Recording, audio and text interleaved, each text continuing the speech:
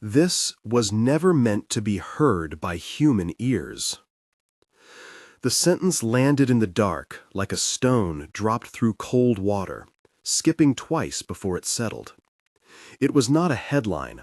It was a memory Paul Stevens carried in his bones long before anyone could have told him such a thing. He had said it aloud once, to the empty bed where Linda had slept for 40 years, and the house had only offered back the steady tick of the stove and the distant, polite hush of the heating pipes. Paul was 69 the autumn Linda died. He had been a carpenter all his life, hands shaped by decades of sawing, planing, and coaxing joinery into obedient truth. Even now, his fingers remembered the curve of a chisel the way a pianist remembers a scale. His workshop sat behind the small bungalow, a lean, honest building of weathered cedar and patched windows, the place where the sound of his life had spent itself. Sawdust collected like soft snow in the corners. The smell of old pine and mineral oil clung to his shirts. It was in that pocket of ordered work that grief fractured into something else. Insomnia, yes, but also a string of small, stubborn riddles. He had dreams, 17 in a row, vivid as the first cut of a board. Each one a short scene of Linda, standing at the edge of the yard, her hair caught in a wind only she felt. In every dream she held a small folded note, and smiled in a way that landed somewhere between apology and instruction. And each morning he woke with a fragment of a phrase pressed under his tongue. Wake up. Not a command, not exactly, more like a lint of urgency that clung to the fabric of his waking. At first, Paul dismissed them as the natural, ridiculous superstition of a man who had loved a woman for half a century. But then the small things began to line up like clips on a string. Numbers, 3 of them, kept showing up in odd places. 240 blinking on the microwave, a license plate with the sequence on the way to the grocer, a receipt time-stamped at 2:40 p.m. The red cardinal that used to nest in Linda's window box returned every morning to the same branch and sang. Diane from next door, a widow herself who collected teapots and conspiracies with equal appetite, nudged him once with a grin and said, "Synchronicities, Paul, it's the universe tapping you on the shoulder." He laughed then, brittle, and felt foolish for letting superstition crowd his common sense. Yet the laughter didn't quiet the nights. The nights, when the house was a different weather, cooler, deeper, held a pressure in the air like the first thunder before a storm. He would light the stove, curl his knees to the threadbare armchair, and finger a worn photograph of Linda until the paper softened beneath his thumb. Sometimes he would promise himself, tomorrow the boxes in the attic, tomorrow the estate appraisals, tomorrow a beginning. On a Tuesday that smelled faintly of rain and iron, while the day was still a soft blue bruise at the edge of dawn, the workshop filled with light. It arrived at 2:40 a.m., exact, as if the universe had a punctual secretary. The light was not electric. It was bluish silver, like the memory of moonlight after someone polished a mirror.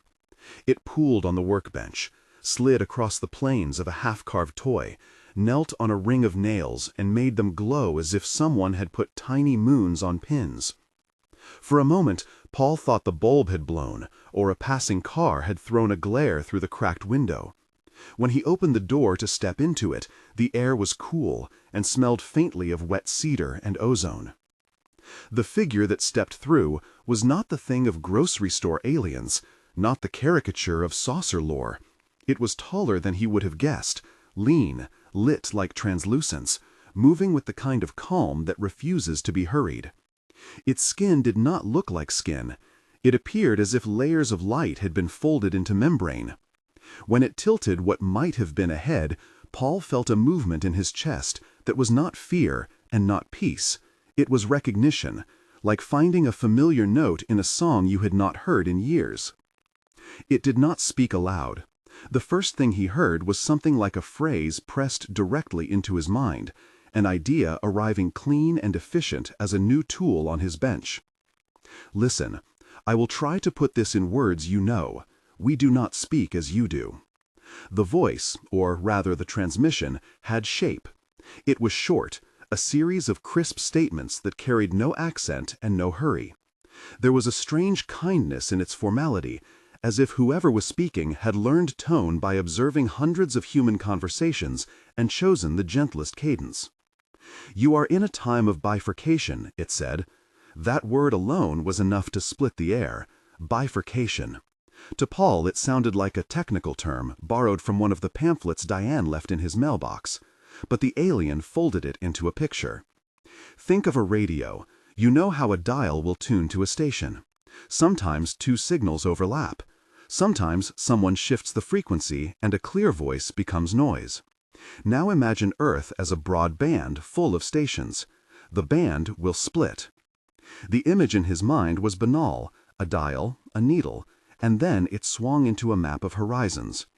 Suddenly there were two Earths laid one on top of the other, as if a sheet had been folded but not creased.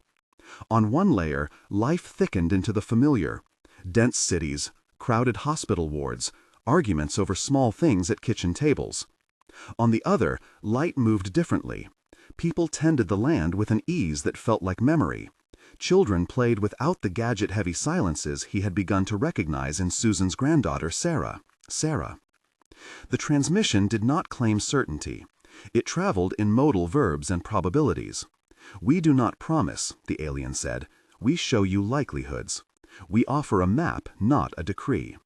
Paul's first human impulse was to ask why him. He could hear the edges of panic creep into his chest. What did a retired carpenter know of galactic policy?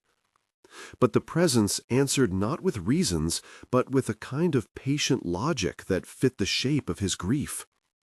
Because you are awake, it said. Because she called you. Because small things have prepared you. You mean Linda? He said aloud, because habit required voice. It felt almost sacrilegious to speak back into a mind that was not human, but his throat needed the work. There was no warm human voice on the other side. Instead, a fragment, an image this time, folded into the space behind his eyes. Linda, standing in the yard, the same folded note between her fingers. Sun behind her, making a halo where the wind caught the hair at her nape. The alien's mind tapped the memory like a tuning fork. She is a note in a larger chord, the transmission said. She is not the message, but she is its echo. She asked you to wake. We are answering. Paul's knees threatened to buckle. He sat on the edge of his workbench and gripped the lip, the wood warm under his palm by the scent warmth of his life. For a long time, the two presences, one human, one other, exchanged nothing more than the sound of each other. The workbench clock ticked. Outside, the cardinal sang the same old note, as if to remind him the world continued to turn even when it shifted. Then the alien offered him something he could not refuse, a window. We will show, it said. We will not force. See with your eyes. Decide with your heart. The workshop receded like the hands of a stage curtain. The walls did not break so much as peel into another weight of space. Paul did not feel his body move. His perception changed. The room expanded into the inside of the vessel, a place that seemed grown rather than built, all smooth curves and soft bioluminescence that hummed like a choir without words. Surfaces breathed, not in a grotesque way, but like the expanding of a bellows in the right rhythm. He had the absurd thought that he was inside something made of kindness. Outside, through a window that might have been glass or an aperture of light, Earth hung, but not as he had ever seen it in a Weather Channel snapshot. It had a quality of intimacy, the way a face under a lamp becomes someone you recognize in new detail. And then, as the alien had promised, the image split. Two Earths hovered, one fractionally to one side, like two coins laid one atop the other with a slight offset. For a brief second, the edges shimmered where they overlapped, and Paul felt a dizzying lurch that was more emotional than physical. The alien's words in his mind were short and precise now, like the measured cuts of a seasoned hand. There will be divergence, it said. Starting near your year 2026, the band will loosen. Between then and 2033, a process completes. Those who vibrate toward a different tuning will find a landscape more responsive to that tuning. Those who do not will remain in a denser experience. Vibrate? Paul asked, thinking of his old banjo strings tuning differently in humidity, thinking how a wood plank sang when struck just so. Frequency, the presence replied, not a number, but a habit of being. The analogies refer only to the limits of your language.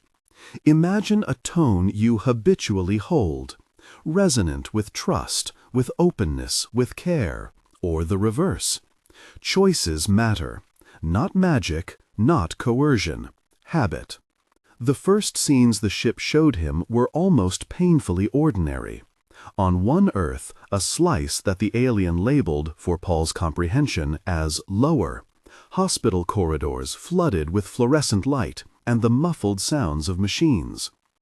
Nurses moved in efficient circles that seemed to have carved out small islands of compassion amidst exhaustion. A child lay in a bed, with a parent at the door, the parent's phone buzzing with news headlines that had nothing to do with the room they were in. Neighbors argued at an apartment complex fence over a stray cat. A man in a suit looked at a bank ledger and felt himself closing around a small, hot pearl of worry. On the higher plane, the higher for Paul's ear, the light woke differently. City edges softened into shared gardens, and neighbors swapped not gossip but surplus carrots.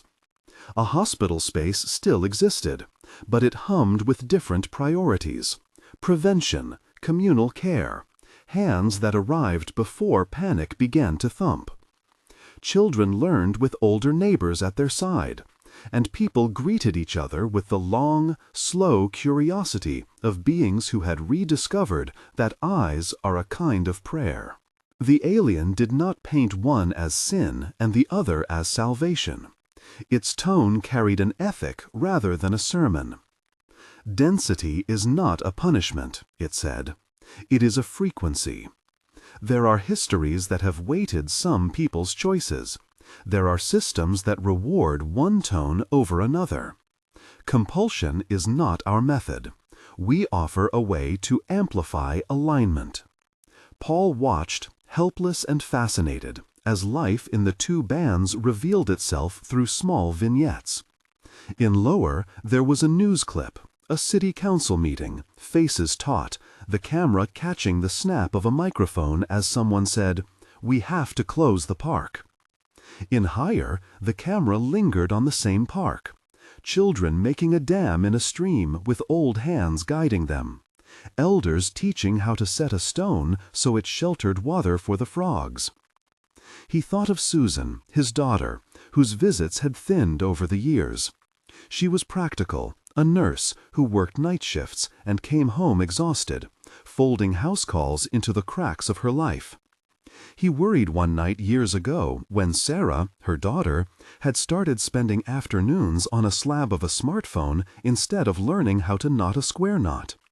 Would Susan find the time or will to tune to anything the alien asked? Would Sarah ever want to leave the device that had become her playground? "Not everyone will cross," the presence said, as if reading the trace of his concerns. "Some will choose differently. We will not take. We present possibility." Paul gripped a railing inside the ship he didn't remember grabbing.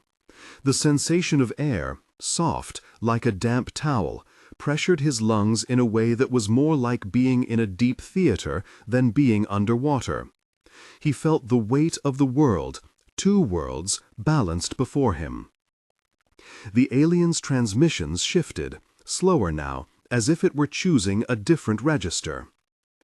"Signs will precede choice," it said. Pay attention to breakdowns that don't behave like problems. A message lost and never to be found. Memory gaps that fragments of those who remember one way will insist did not happen. Devices that stop functioning not from where, but as if they had been left behind by a passing band. People you love drifting, small steps at first. Different meal times, new habits. Sometimes disappearance.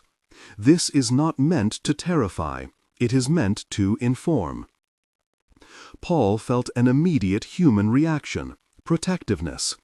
He imagined a world where he could hang a sign in Susan's kitchen and say, "This will happen. Take these steps," like a homeowner leaving a flyer at the front door. But the alien already had answered the question he had not voiced. "Do not become a coercer," it said. "Influence is earned by living example.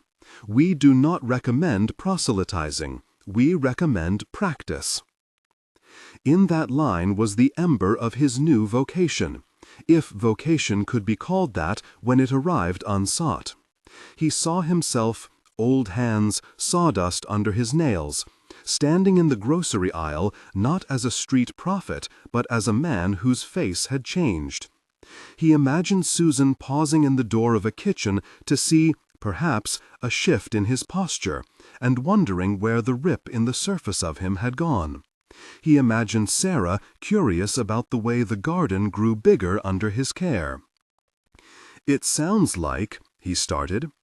The ship hummed lightly, the sound like a chorus of wind through reeds. Images continued to pass. A family dinner that slid into silence as a father's memory failed.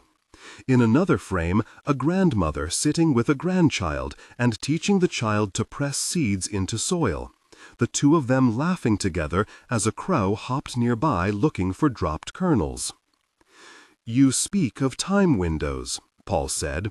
He had to anchor the floating things with numbers, because numbers were a thing you could hold. The alien had given dates, 2026 and 2033, like constellation markers. He asked them aloud, as if asking would make them less terrifying. "Yes," the transmission confirmed. 2026 marks the beginning of a pronounced shift. Between then and 2033, the process will conclude, in the way you understand processes to conclude. These are not iron laws. They are patterns with probabilities. Interventions, human and extra-human, can nudge outcomes. Choices widen possibilities. Can it be stopped? Paul wanted to know. It was not a humanitarian panic or a small man's desire to be in control. It was a father's instinct to keep things from cracking apart. Stopped is not the language. The presence corrected, shifted, modulated, influenced. Your species has passed through changes before. Some were gradual, some sudden. This is a thickening of differences. The more you practice certain patterns, the practices we will outline, the more you align with the probability of being in a landscape that responds favorably to those patterns. He imagined a list, a practical set of steps that would let him get up each morning and do something besides stare at the photograph until the sun flattened it. He imagined having something to give Susan that would not sound like a parable or a doomsday tract, but a set of small acts, useful in themselves, gratitude, presence, service. Actions that, even if the cosmic band did not split in the way the alien had suggested, would still make a life more habitable. "Pause," the presence said, and in the silence that followed, Paul felt the world rearrange like someone shifting a bookshelf. He thought of Diane's teapots, of Linda's folded note. He thought of the cardinal waiting on its branch at dawn. In that pause, the ship gave him a paradox, an enormous responsibility wrapped in the gentlest of invitations. "We offer guidance," the voice concluded. "We do not decide for you. If you are willing, we will teach. If you are not, we will not compel. The future is a chorus in which many kinds of voices will sing.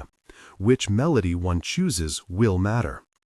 Paul's hands still ached from a life of manual labor. He had gaps in his days where soup cooled on the stove and boxes remained sealed. He had the inconvenient knowledge that his voice did not easily carry to others the way a preacher's might. Yet standing inside that soft engineered light, he felt something else. A steadiness come back to him, like an old joint finding its groove after a long winter. He agreed, clumsily and in a way a little like a man saying a vow. "I will listen," he said. "Good," the presence replied. "Preparation begins not with a campaign, but with attention. Walk the days with eyes for small alterations. Do the ordinary practices of a life lived well: gratitude, presence, service. We will show you a set of choices that increase certain probabilities. You will fail sometimes. You will succeed sometimes. Allow yourself both." Paul had imagined an epic scene: enlist humans, spark a movement, issue a bulletin. Instead, the intelligence offered anyone, only a map of small daily tilts. He felt relief and disappointment all at once. He had wanted to do something large. He was being asked to do what he had always done best: the small, steady work that joins the world back together. When the ship returned him to his workshop, the light slid away as if a curtain had been drawn. The bench was the same. The plane lay where he had left it. Outside, the cardinal sang, insistent and bright as a coin. Inside, his phone read 2:48 a.m., the microwave clock 2 minutes past the moment when the planet had first taken his breath and given it back. He sat for a long while in the quiet. The memory of the ship's interior clung to him, the smell of its surfaces like clean rain, the warmth the lighting lent to the skin of things. In the pocket of his jacket, the folded note Linda had always kept, postmarked years ago and mute, felt suddenly heavy with a meaning that wasn't only hers. He did not sleep that morning. He washed his face, walked the row of his garden, more gesture than anything, and noticed details he had turned past for years: a lettuce plant curling like a small sculpture, the way dew formed a lattice on the spiderweb between two fence posts. He arranged his tools, sharpened a chisel in slow, exact strokes, noticing the way the metal vibrated under his hand. He began to understand, with a clarity that made his eyes burn, that the practices the alien had hinted at were not otherworldly or exotic. They were the everyday acts of tending.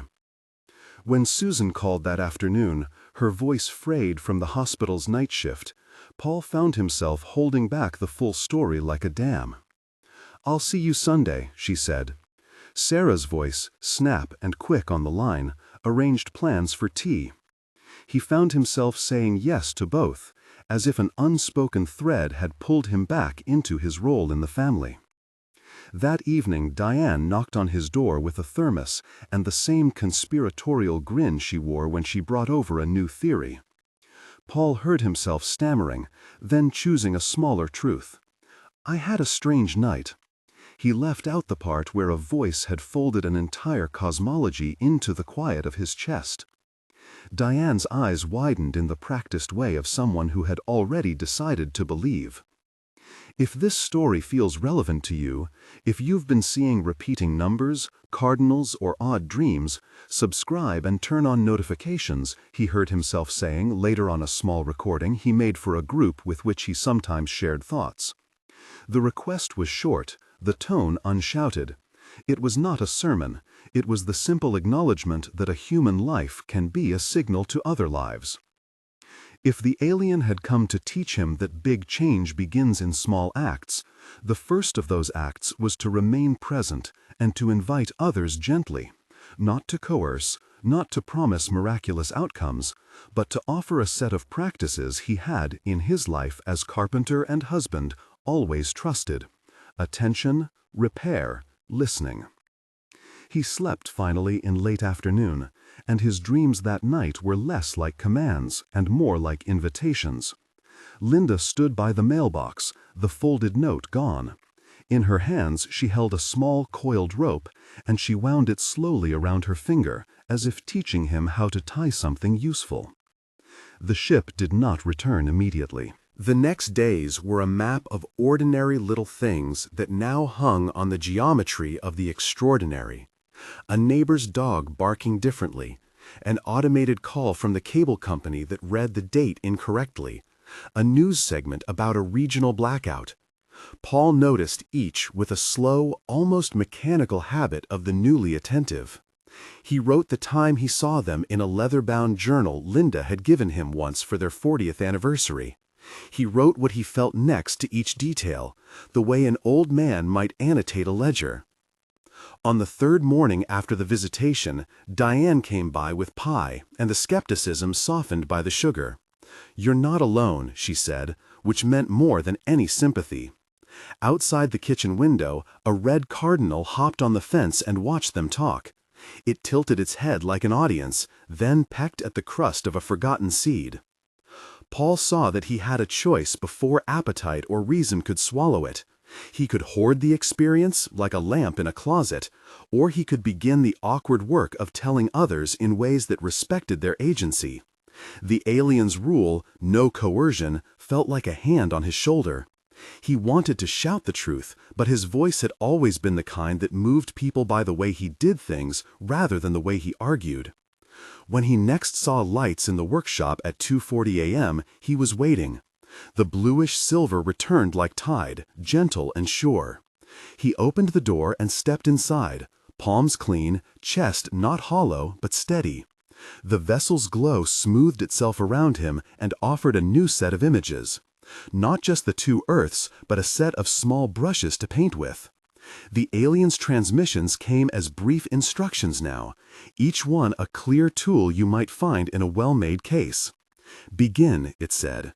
"Daily choices compound like rings in a tree. Start with the ordinary." Paul did not yet know how deep this would go.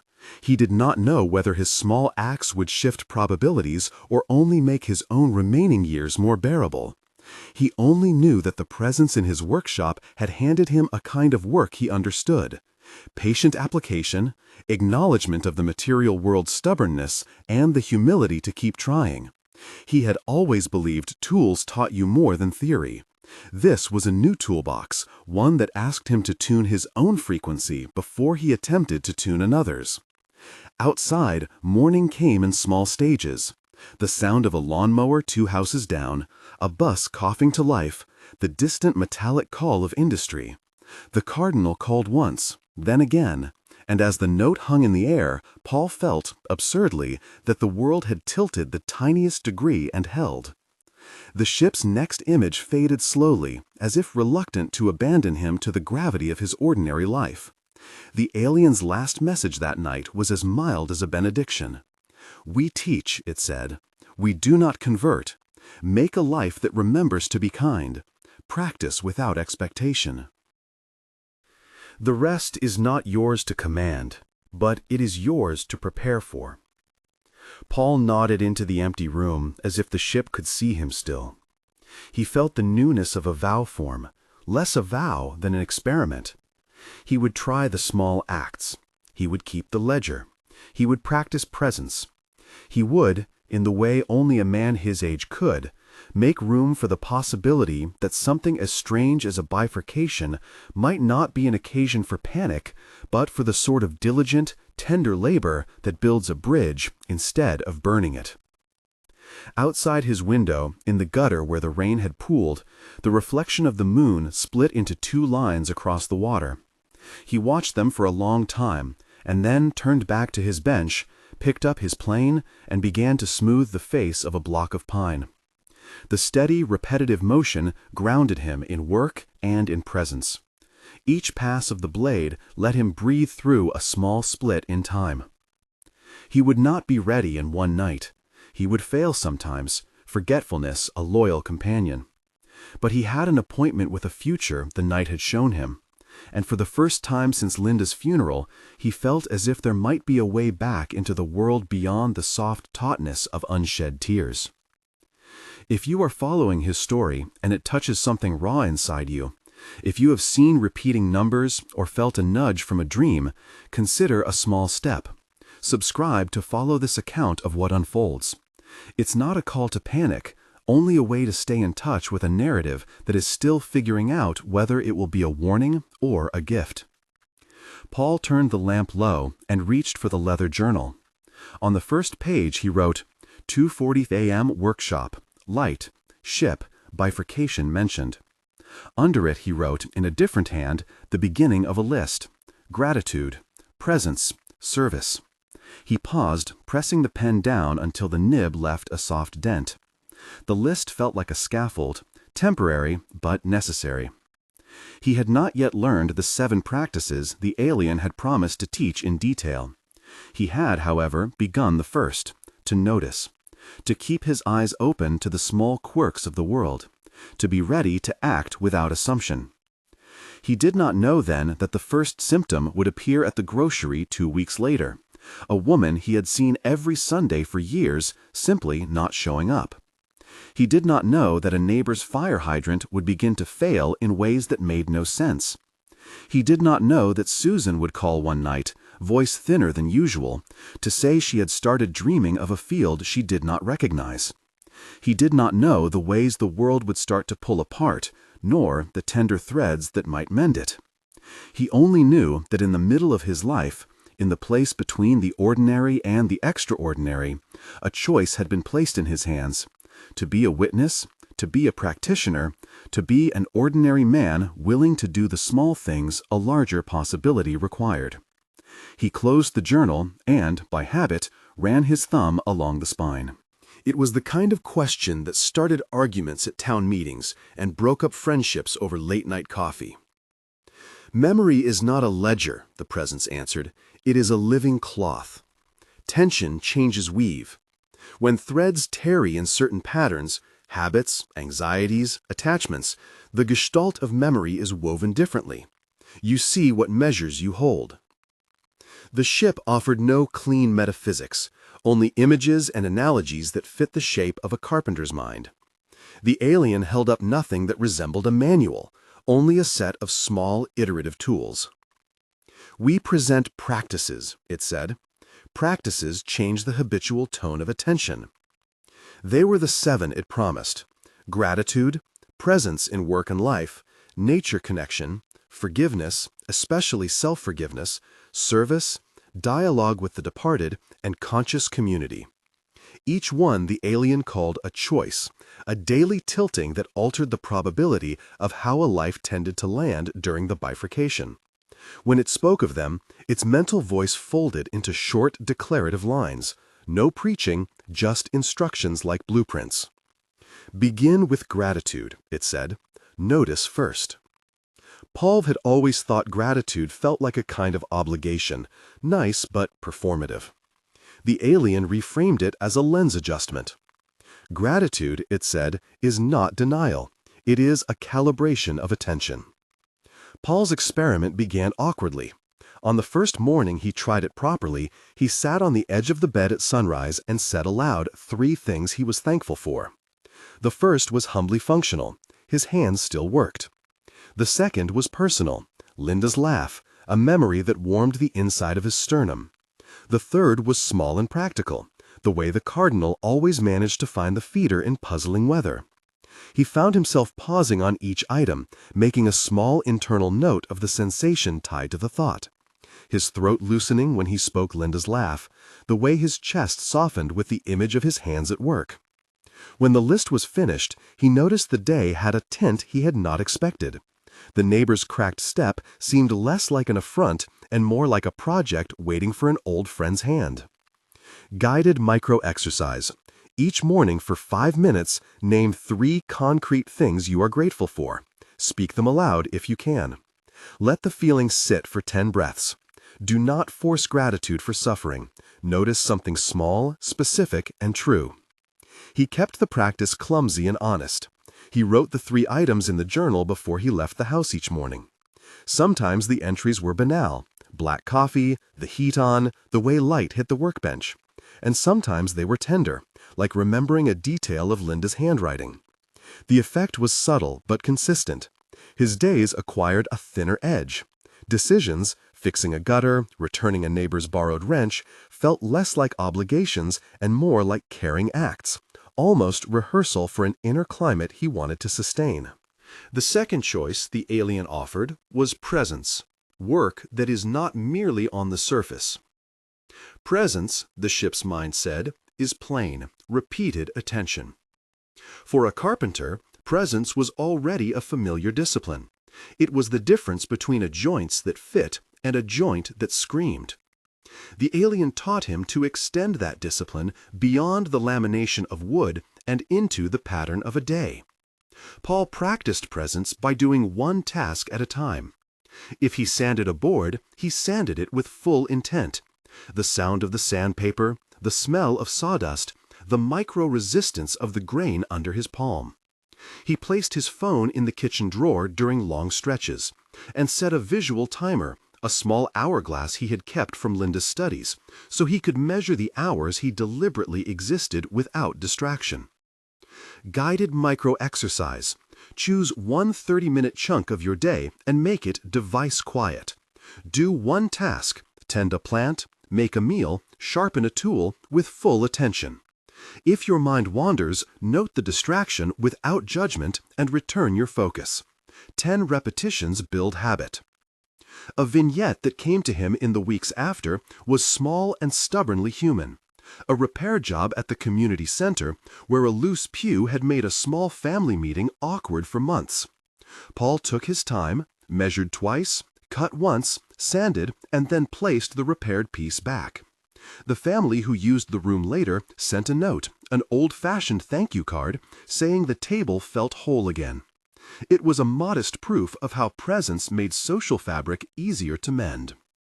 The third practice was a daily nature connection. A direct practice the alien equated to grounding a radio antenna in the earth. Nature, it said, aligns the body's slow pulse with larger rhythms. The instruction was not to become a pilgrim overnight. It was practical: 20 minutes outdoors, eyes open, hands willing to touch soil, or at least to sit and notice. Paul began walking to a small greenbelt behind his bungalow, a thin ribbon of trees that always smelled of wet earth in spring. He noticed the bark on an oak, the way lichens spread like tiny murals on the stone, the communal call of ravens arguing over a particularly satisfying scrap. In those walks, his breathing regulated in ways his body had forgotten. He brought small cuttings home, an attempt at a community garden, and in helping the sapling take root, he found a new rhythm for his hands. Guided micro-exercise. 20 minutes outdoors at least 5 days a week. Touch a tree, plant a seed, sit by water if you can. Use your senses. Name 3 things you hear, 3 you see, 1 you can smell. The fourth was forgiveness, a practice the alien emphasized not as moral hair-splitting, but as an energetic unburdening. Forgiveness, it said, is an act of reducing the internal magnet that draws certain outcomes. Paul was surprised to discover how much of his day was threaded by small grievances. Things Linda had said in the quickness of a morning, a son's absence, an unreturned favor, that had calcified into shapes in his chest. The alien pressed him to try forgiving himself first. He had spent decades holding himself responsible for not doing enough, for not seeing the small signs when Linda's health first failed years earlier. To practice forgiveness, he began a nightly ritual. Sit with a single event, name the judgment, and then say the name of a person, often himself, aloud, and release the weight in 3 slow breaths. The act felt ridiculous at first, and then, like a knot gradually loosening, quieter. Guided micro-exercise. Each evening, pick one small offense, something you did or did not do. Name it. Say to yourself, I forgive myself for, or I release you from this, and breathe out slowly 3 times. Do not rush the feeling. Practice will not cost you integrity. The fifth choice the alien offered was service, acts that reorient a life from self-protection to contribution. Service, the mind said, shifts networks. It is the social recalibration that allows communities to hold more complexity. Paul's service was modest and practical. He offered to fix the door of the community center free of charge. He started tutoring a young man in the afternoon, an apprenticeship of sorts in planing and patience. He picked up groceries for an elderly neighbor who had injured his ankle. These acts were not grand. They were the sort of small, visible commitments that rewired a neighborhood's trust like new mortar between old bricks. The alien emphasized that service need not be dramatic. Small, repeatable acts would always outpace grand statements. Guided micro-exercise. Each day, do one small act of helpfulness that requires attention and time, not money. Carry a neighbor's trash bin, fix a leaky faucet, teach someone a small skill, track it in your journal. The sixth practice was the most tender and potentially misread: dialogue with the departed. We do not promise reunion, the alien said quietly. We describe attunement. The living can learn to listen. Paul approached this one with caution. The alien was explicit that it could not promise literal communication with the dead.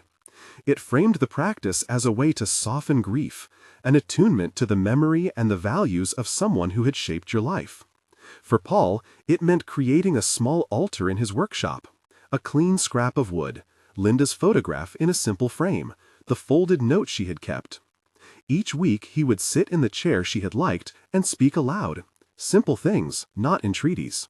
He read to her sometimes, stories about the day's minutiae, and then closed the session by letting the memory be a kind of conversation partner rather than a wound.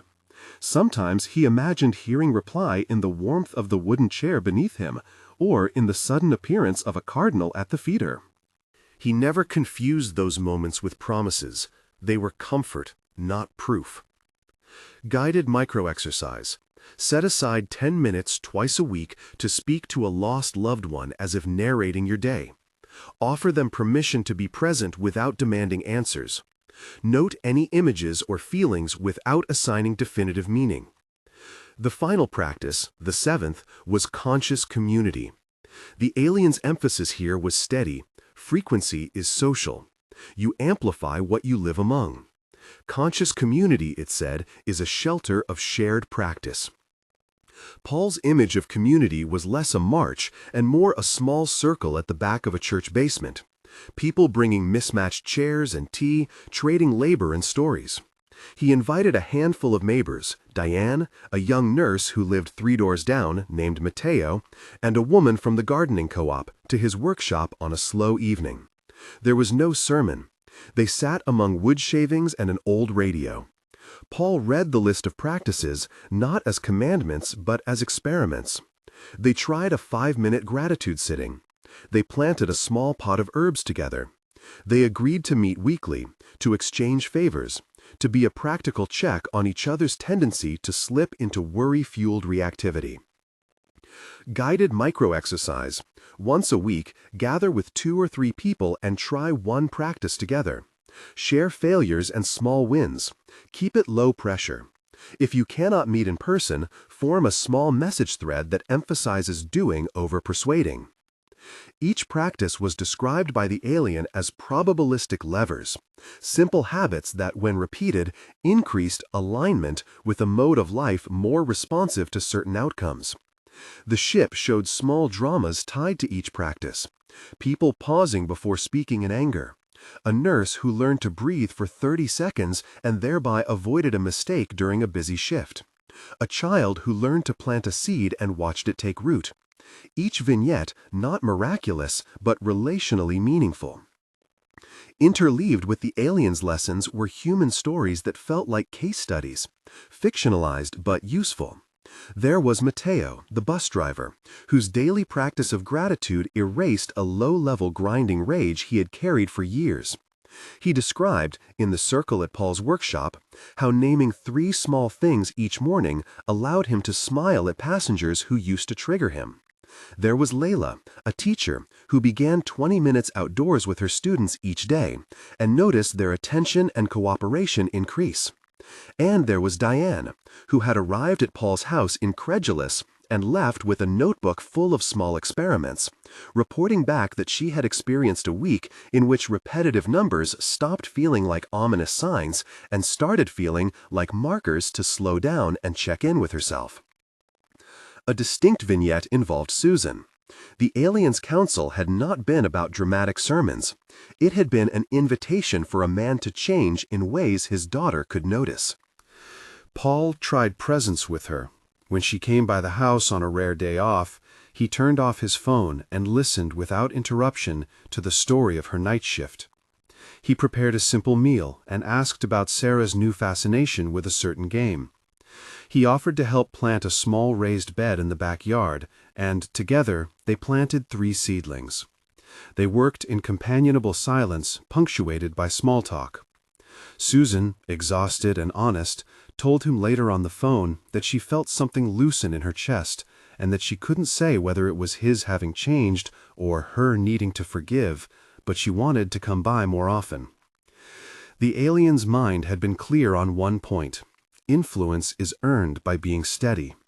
That steadiness, Paul discovered, was corroded by his own needs to be right or to be believed. He faltered in the early days.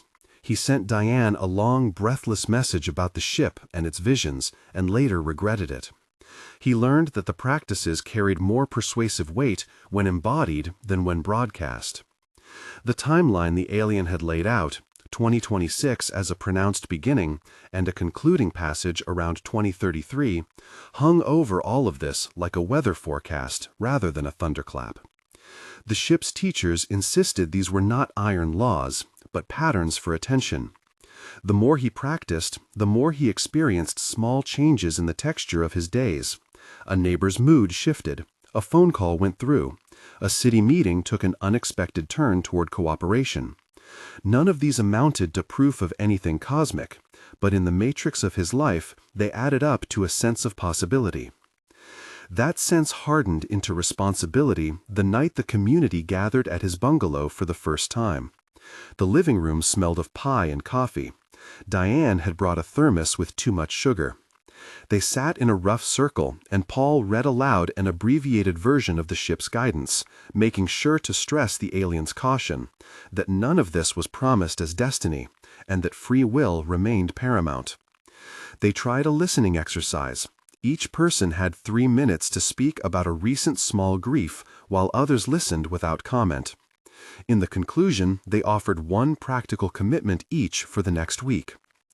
It was an ordinary assembly in its truest sense. No conversion attempts.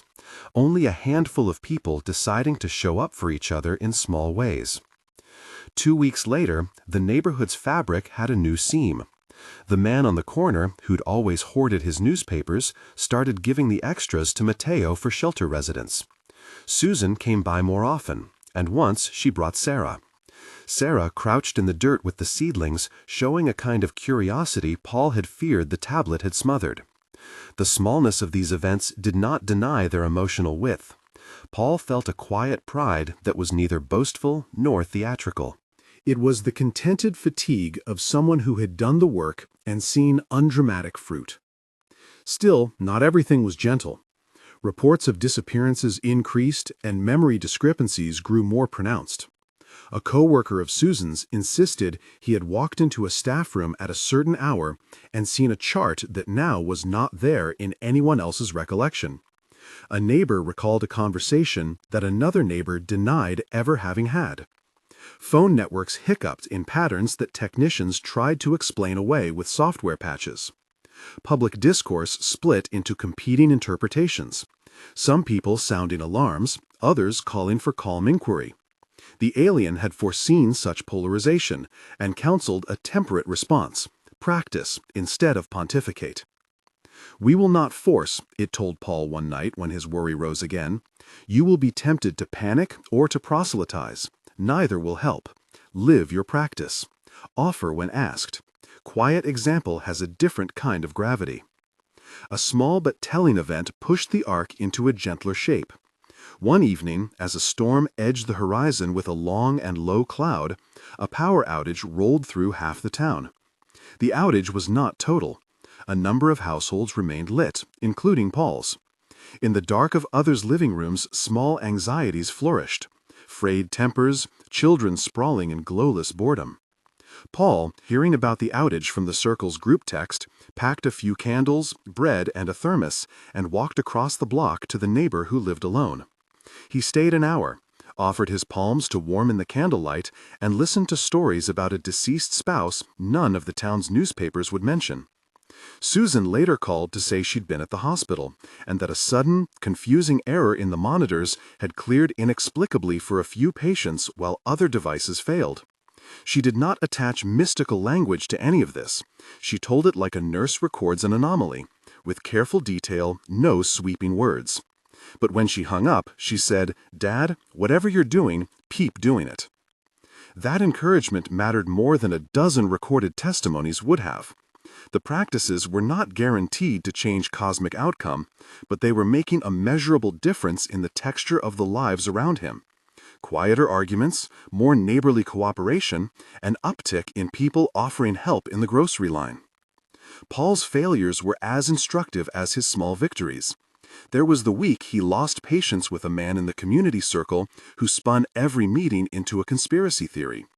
Paul had moved from patience into irritation and, in a burst of frustration, told the man to stop scaring others. The man retreated. Paul carried the aftertaste of that moment for days, a failure of presence and a breach in the community's fragile trust. He sent the man a note later, raw and apologetic, and the two had a long, awkward conversation that ended in a small agreement, a rule at their meetings to refrain from grand, unsubstantiated claims. The alien's counsel about non-coercion felt like something practical laid upon him. He could not short-circuit someone's fear by force of argument. What he could offer was steady, visible practice. As the weeks accumulated, the alien's final transmissions turned toward ethical instruction. Influence comes from example, it said.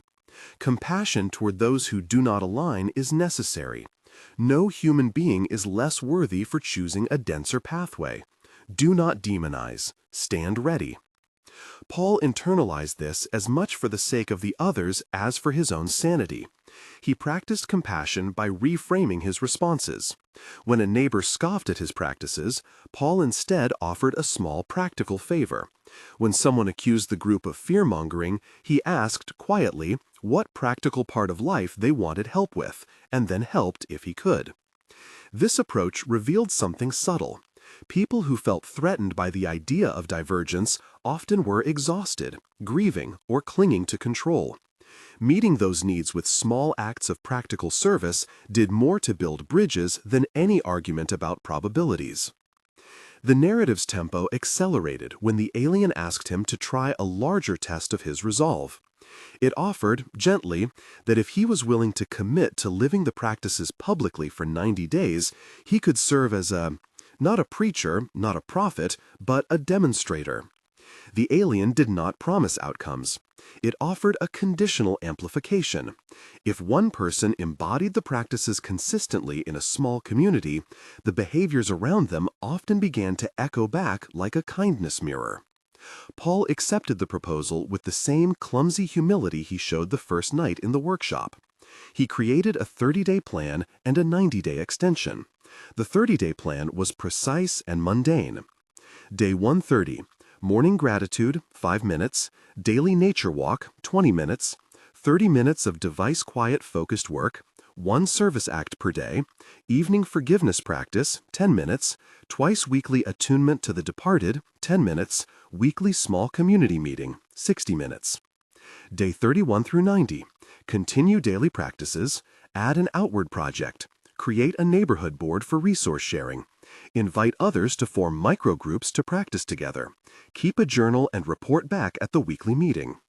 He taped a simplified checklist to the inside of the workshop cabinet and invited any neighbor who wanted to try the 30-day experiment with him. Mateo and Layla joined. Diane insisted, half serious and half in a kind of contrarian bravado. Susan watched from a careful distance, then said she wanted to see what the seedlings looked like in a month. Sarah, playing in the dirt, told him she wanted to name the plants. During the 67th day, an event occurred that made the whole neighborhood stop and breathe. A child at the community center, a shy boy named Noah, had been scared of thunderstorms since a small accident years before. The child's mother called Paul in a panic when the weather forecast called for severe storms. Paul packed an emergency bag, blankets, tea, a flashlight, and sat with Noah in the center's common room during the thunder. He did not try to fix the child. He just sat, held his hands, smoothed a blanket, and let the boy speak about small things that frightened him. At the height of lightning, the child fell asleep against Paul's shoulder. The mother cried softly and thanked him. She later said what he had done was just normal, and that she had been surprised how much that mattered. These were not miracles. They were the constitutive acts of a community rediscovering patience. Yet to Paul, whose world had felt fractured a year before, they felt like evidence, if not of cosmic vindication, then of human resiliency. Between the practical exercises and the small successes, the ship's most remarkable gift was the subtle intensification of synchronicities. The repeating numbers changed their tone. They no longer read like coded threats, but like gentle taps. Times on clocks that matched the number of someone's birthday, license plates that matched a line in a song, cardinals appearing after a day of grief. The alien had always said such patterns were interpretive. Sometimes they were the mind's reaching to make meaning. Sometimes they were actual prompts to slow down and practice. The distinction mattered because the practices themselves were not contingent upon whether the universe was broadcasting signals. They were valuable in any weather. A new symptom appeared in town, a string of divergent technical failures, satellite feeds producing multiple frames of the same event, small sections of recorded video showing different background details when viewed by different people. Newsrooms argued over the implications. Technicians speculated about equipment anomalies. The public split into camps. The aliens' earlier warning about polarized interpretation proved prescient. Half the town read it as the end of trust in media, the other half as a call to investigate systems. The aliens' counsel to Paul remained to live and to practice. Influence grows where attention is steady. As 2026 approached with the steady, unceremonious march of a calendar year, Paul felt the weight of the timeline like weather, there, shifting, not as prophecy spoken from a tower, but as a weather pattern to be watched and prepared for. The alien did not require him to become an alarm system. It asked only that he keep demonstrating the work he could do. Then, one late autumn night, something fragile and luminous happened that he didn't expect. Susan called in a voice that had lost the crisp edges it usually kept for hospital efficiency. "Dad," she said, "I had a strange shift today. Things I used to assume about my life, they felt less heavy. And Sarah, she asked me if she could come plant more with you next weekend." He felt a movement in his chest like a released knot. He drove over to the hospital on impulse and found her on the staff break, looking like a woman whose surface skated into daylight after a long winter. They talked for hours in short sentences, hardly dramatic but truthful. She said she had noticed small changes, less snappiness with patients, a minute-long pause when she was angry that stopped fights with colleagues, a clearer memory at the end of a shift. "Maybe it's nothing," she said, "or maybe your stubborn routine is rubbing off on me." Paul never wanted to take credit. He had learned to attribute everything to small accumulations rather than heroic gestures. Still, he felt the steady satisfaction of a tool used well. The aliens' closing lessons emphasized ethical responsibility and humility. Alphabets of power were not to be used to coerce. Influence required patience. If someone chose the denser life, they deserved the same kindness as anyone else. Compassionate non-judgment was not a passive state. It was active, requiring him to check his reactions and to continue doing service without the need to be recognized. "You will be tempted to fix the world in one speech," the ship said, its transmission faint and concentrated. "Do not. The world changes by practice. You will find pockets of resonance. Nourish them." Paul's decision point arrived not in a thunderclap, but in a small sequence of ordinary responsibilities. He could have kept the practices to his small circle and let the rest of the world hum along, or he could widen the tent to offer what he had to whoever asked. He chose the latter, but with constraints.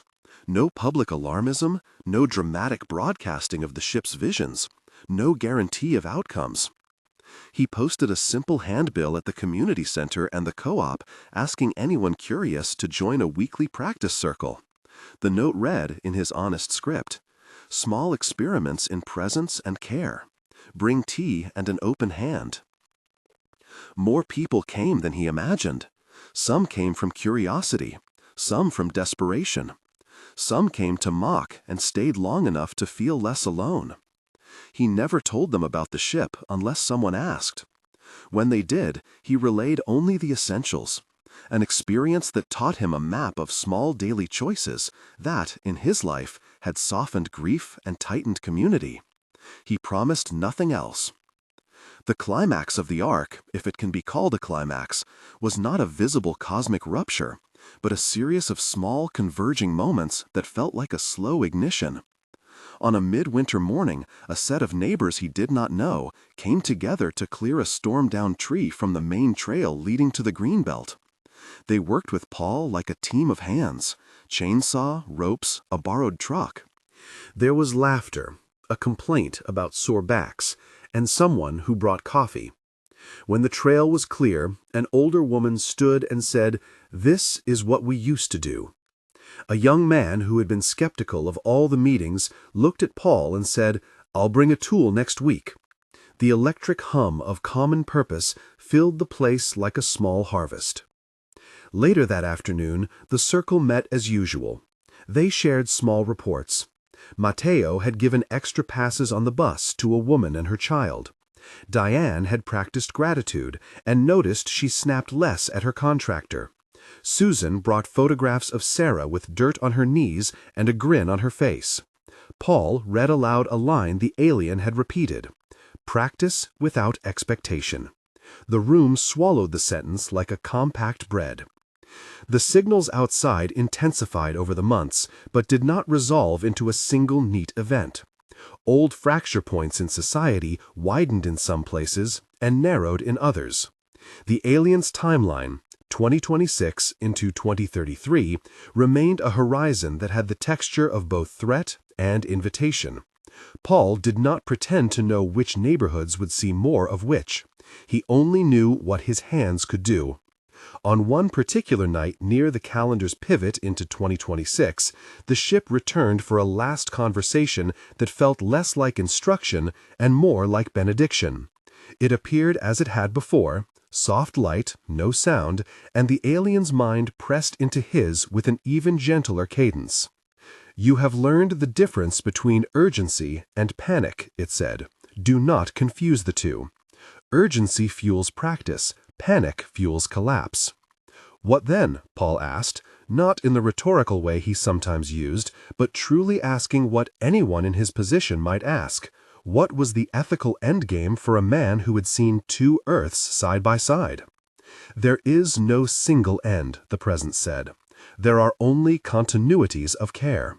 Living example opens doors more often than argument. If you can, build places where people practice being less reactive, more attentive. If you cannot, be an island of steadiness in your own household. And remember, compassion toward others is not weakness, it is the strongest alignment." Paul felt a shaping in his chest, like an old joint finally sliding back into place. He thought of Linda's folded note, of the cardinal that had kept vigil, of the ledger of small acts he had begun to accumulate in the journal. He knew he could not promise to his daughter the safety of a cosmic transfer. He could only offer the steadiness of his life and the invitation to try a small experiment together. As the alien withdrew, it left him with one final image, a long, narrow map of days, routine practices that, shaded in, formed a ribbon across years. The alien's transmission was brief. "We give you a map," it said. "You walk it. Walk without coercion. Walk with love." He woke in the morning with the journal on his chest and the faint smell of cedar in the room. Outside, a cardinal's duet rose like a two-note benediction. He closed the workshop door behind him that day, feeling less like a man waiting for a verdict and more like a craftsman working a very long project, to tune himself and to offer the tools, unobtrusively, to those who asked. The practices did not make him young again, nor did they fix every trouble in his life. Susan still had hard shifts. Diane still sometimes fell into conspiracy. Mateo still had nights he couldn't sleep. But around the edges, a mesh was forming, people sharing time, tools, and small acts of repair. The town had not split cleanly into separate planets. It had, rather, become a place where some people walked a little differently, and where those differences sometimes mattered. As seasons turned, the seedlings grew, and Sarah learned to tie knots. The cardinal still came to the feeder. A month before 2026, a small storm passed overhead and left the neighborhood with a smell of wet leaves and new light. The group met in the workshop. Paul read aloud a practical checklist they had asked him to compile, one that any household could follow as a daily practice plan. They had asked to print it so neighbors who couldn't come to meetings could take it home. The list was simple and practical, measures you could fold into a life without fanfare. Daily. Morning gratitude. Name 3 concrete things. 5 minutes. Device quiet focused work. 1 block of 30 minutes. 20 minutes outdoors. Touch soil or sit near trees. 1 small act of service. An offered hand, a held door. Evening. Forgiveness practice. Name 1 thing to release. 10 minutes. Attunement to the departed. Speak aloud your day twice a week. 10 minutes. Weekly. Community practice circle. Share 1 small failure and 1 small success. 60 minutes. A longer nature walk or joint service project. 60 to 120 minutes. 30 90-day experiment. Follow the daily list for 30 days. After 30 days, invite 1 friend to join. At 90 days, form a micro-community that commits to a joint project, garden, tool share, tutoring. The alien had endorsed such plans, calling them probability shifts. The real measure, Paul had found, was not whether the universe bent to the list, but whether the list kept a person warmer inside when weather turned strange. When the calendar finally turned to 2026, nothing dramatic unrolled on Paul's street, but the weeks had a sharper edge. News cycles quickened, conversations heated, and some families chose differently. Some who had not come to the practices never did.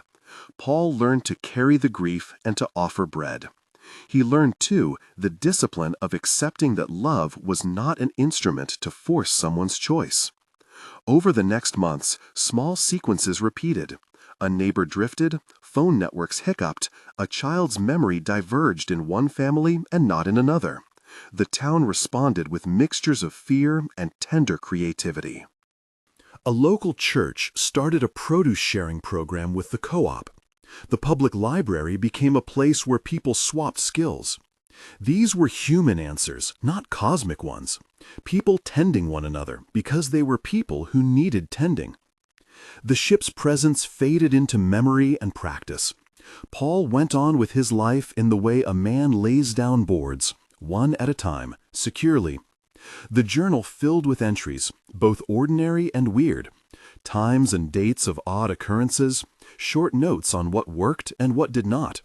He kept his list of practices tacked inside the cabinet, and on good mornings he would read them aloud before starting the day.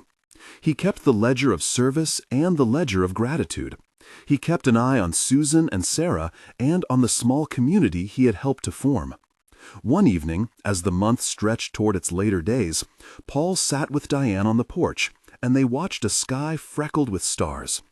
Diane, who once had collected conspiracy theories like keepsakes, had a different softness now. "You know," she said, half to the sky and half to him, "I still don't know what happened in that shop of yours, but I know my hands are steadier." "That's something," Paul said. He thought of the alien's line, "Practice without expectation," and felt its truth in his bones. It was enough that his hands and his neighborhood had steadier rhythms. It was enough that Sarah knew how to press a seed into soil.